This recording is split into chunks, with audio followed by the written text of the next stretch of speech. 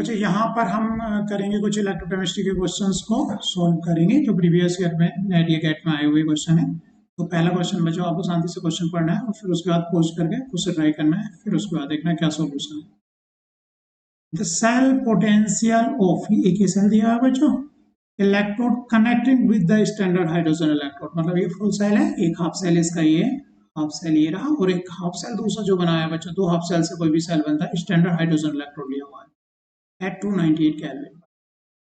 दो half cell से मिलकर बच्चों ये फुल सेल बना हुआ है। पूछा गया है connected with this is closest to, तो उसका सेल पोटेंशियल पूछा कि सेल पोटेंशियल क्या होगा ना।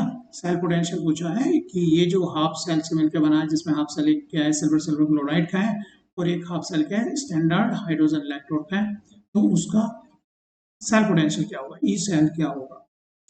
तो इसको मिलकर बच्चों एक फुल सेल बनाए यहाँ पर। तो यहाँ से पहले मैंने इसको लिखा है, इधर लिखा जाता है बच्चों एनोड, और इधर लिखा जाता है कैथोड।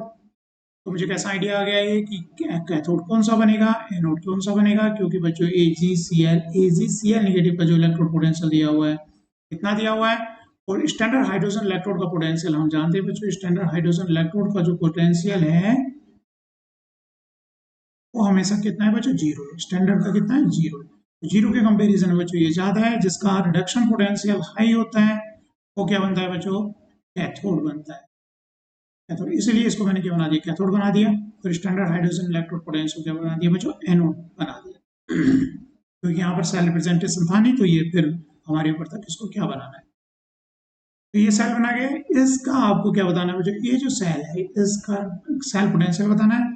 सेल पोटेंशियल दो वे में बच्चों निकाल सकते हैं हम, एक तो क्या करते हैं ई राइट माइनस ई लेफ्ट कर दें, और क्योंकि हाइड्रोजन इलेक्ट्रोड है, ये हाइड्रोजन इलेक्ट्रोड है, तो जिसका पोटेंशियल क्या होता है, जीरो होता है, तो खाली इसका हमें क्या निकालना है, रिडक्शन पोटेंशियल। अगर इसका निकालेंगे तो वही ई सेल पोटेंशियल होगा कैथोड का, क्योंकि एनोड का तो क्या है, जीरो है। या फिर दूसरे वे में क्या कर सकते हैं बच्चों, खाली इसकी हाफ सेल और लिख करके उसमें नेक्स्ट इक्वेशन लगा करके और फिर आप निकाल सकते हो, क्योंकि हाइड्रोजन का तो जीरो होगा।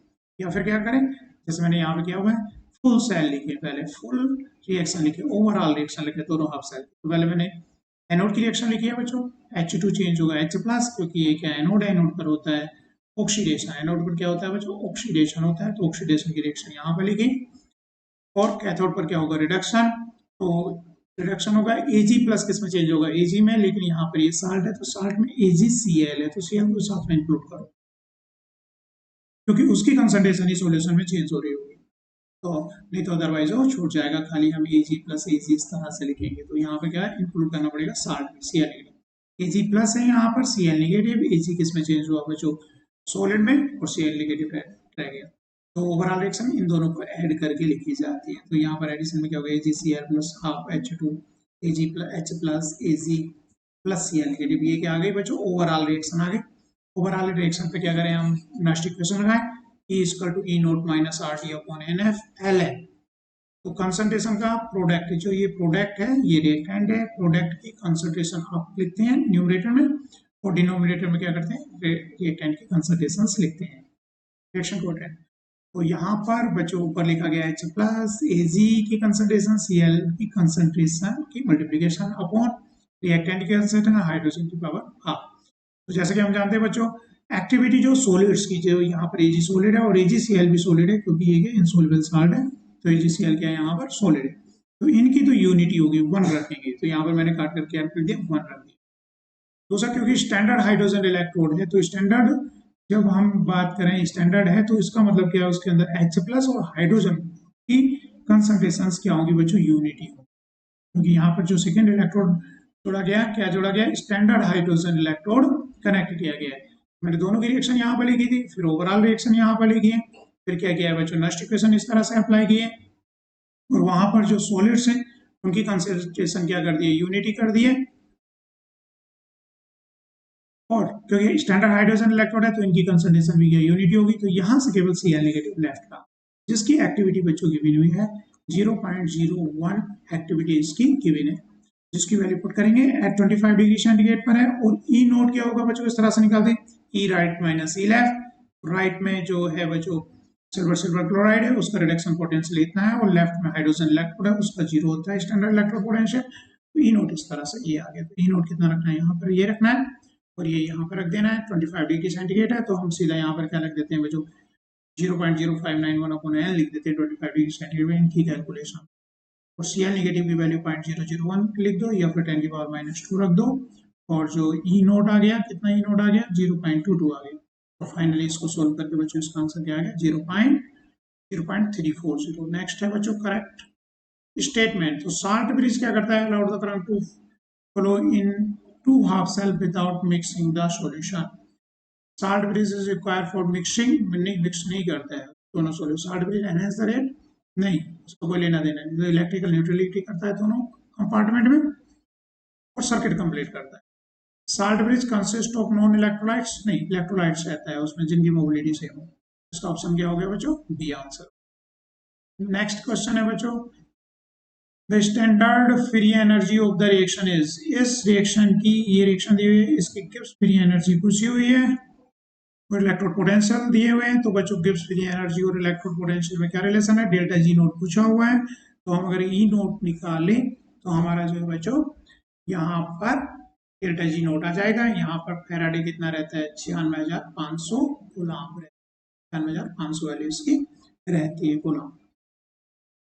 और ई नोट किस तरह से निकालेंगे बच्चों, ई नोट ई कैथोड माइनस ई एनोड। ये रिएक्शन जो लिखी हुई है ओवरऑल रिएक्शन लिखी हुई है, जो किससे बनी है, दो हाफ सेल से आई है।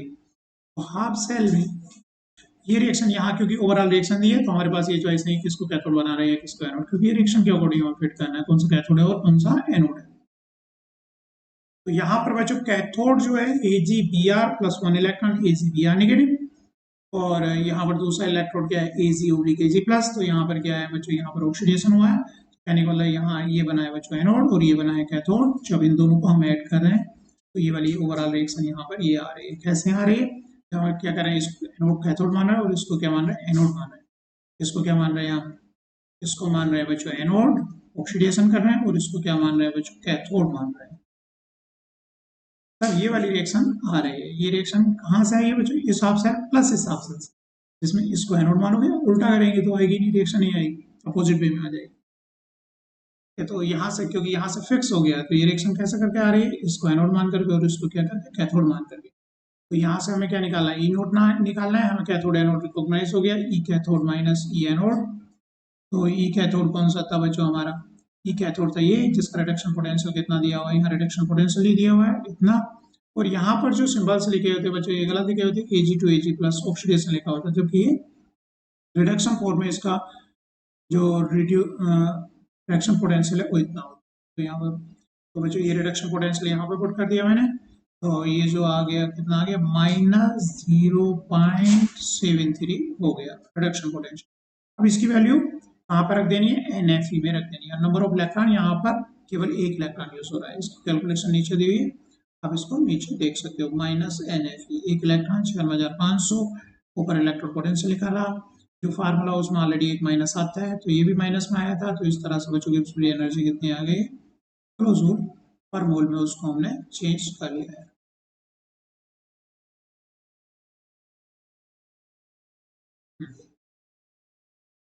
तो यहाँ पर जूल मोल इनवर्स में आई थी तो क्या आ गए, किलो जूल मोल इनवर्स यहाँ पर आ गया है।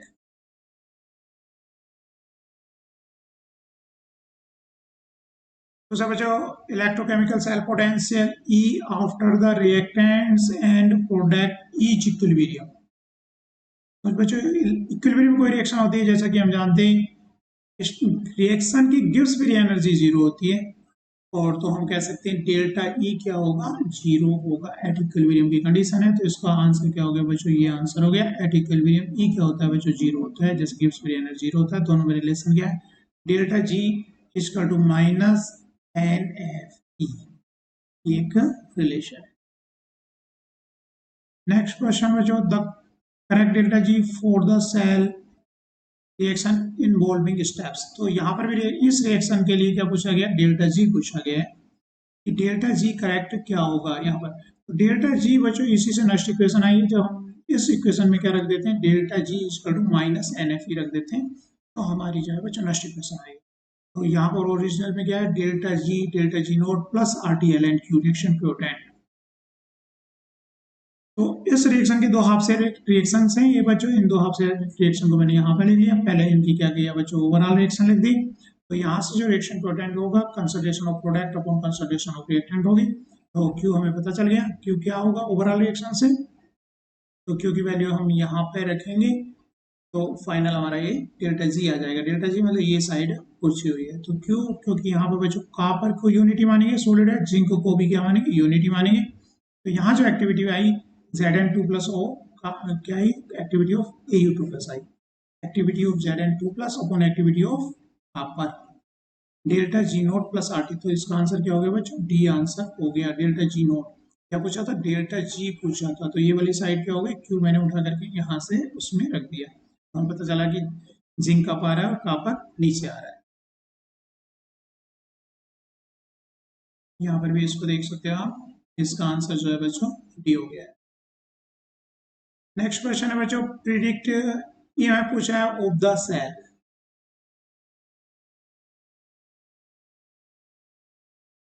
अच्छा,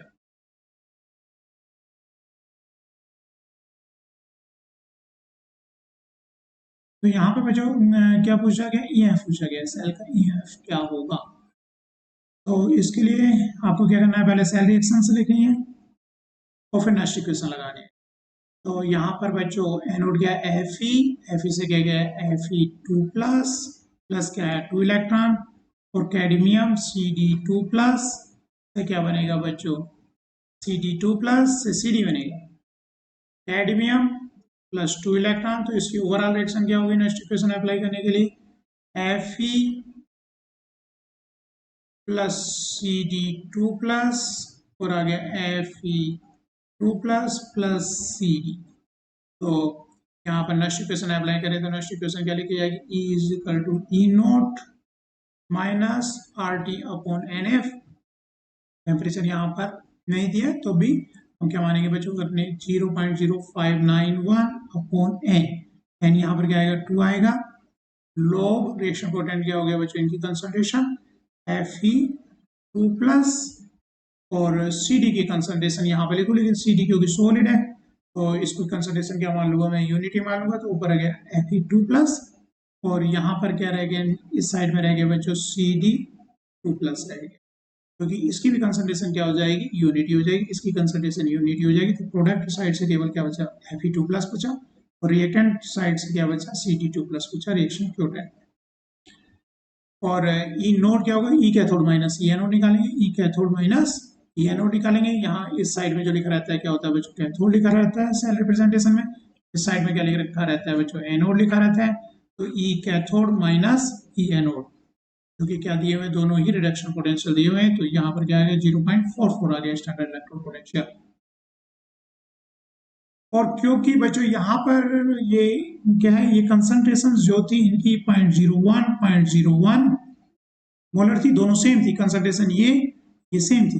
तो log 1 बच गया, क्योंकि यहाँ पर कितना दिया है बच्चों, कंसंट्रेशन जो इतनी है उतनी ही बच्चों ये है। तो ये दोनों, इन दोनों की वैल्यू क्या होगी, सेम हो गई। तो ये वाली पूरी टर्म क्या चली गई, जीरो चली गई। तो हमारा जो आंसर हो गया, खाली ई नोट का आंसर हो गया। ई नोट क्या आंसर हो गया यहाँ पर बच्चों, 0.44 आंसर हो गया। तो ये आंसर कौन सा हो गया हमारा, बी हो गया, क्योंकि इनकी कंसंट्रेशन इक्वली दी है। तो यहाँ ऊपर ये रखोगे, नीचे रखोगे, सेम आ गया तो क्या हो गया, log 1 हो गया, और जीरो बन गया, log 1 की वैल्यू जीरो। तो ये पूरी टर्म क्या हो गई, जीरो हो गई। तो ई नोट यूज किया। तो यहाँ पर आंसर क्या हो गया हमारा, जो हमारा ई नोट आ रहा है वही हमारा आंसर भी हो गया।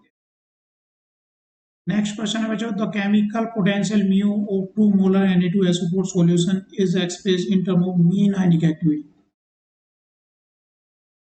तो केमिकल पोटेंशियल को किस तरह से हम मीन आयनिक एक्टिविटी के टर्म में रिप्रेजेंट कर सकते हैं। तो बच्चों हम केमिकल पोटेंशियल का फार्मूला जानते हैं, chemical potential standard state plus RT ln E। तो यहाँ पर ए इसका बच्चों, क्योंकि हमें किस की टर्म में बताना है, वो एक्टिविटी कोफिशिएंट।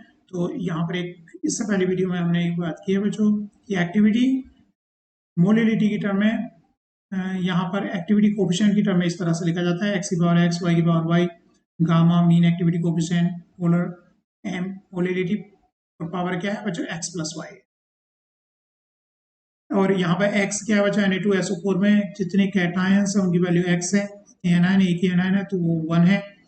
तो यहाँ पर बच्चों हमने वैल्यू रखी 2 की पावर 2 1 की पावर 1 किसके लिए Na2SO4, क्योंकि एनिट कैटायन कितने हैं 2 है, एनायन कितना 1 है, तो 2 की पावर 2 1 की पावर 1 प्लस माइनस, तो इसकी पावर क्या आ गई बच्चों 3 आ गई, क्योंकि यहाँ फॉर्मूले में क्या है x प्लस वाई है और x क्या है 2 है y 1 है। तो इस तरह से एक्टिविटी और मीन एक्टिविटी कोएफिशिएंट में ये रिलेशन आ गया। और जो मोलिलिटी है तो यहाँ पर बच्चों क्या होगा 2 की पावर 2 1 की पावर 1, और m क्योंकि क्वेश्चन में कितना दिया 2 मोलर दिया हुआ है, मोलिलिटी क्या दी हुई है 2 दी हुई है, तो m की जगह मैंने यहाँ पे क्या रख दिया 2, और ओवरऑल पावर कितनी आ रही है इसकी 3 आ रही है, तो 2 कितना आ गया बच्चों 2 की पावर 5 आ गया, और एक्टिविटी मीन एक्टिविटी कोएफिशिएंट की पावर क्या आ गई 3 आ गई, तो ये a आ गया।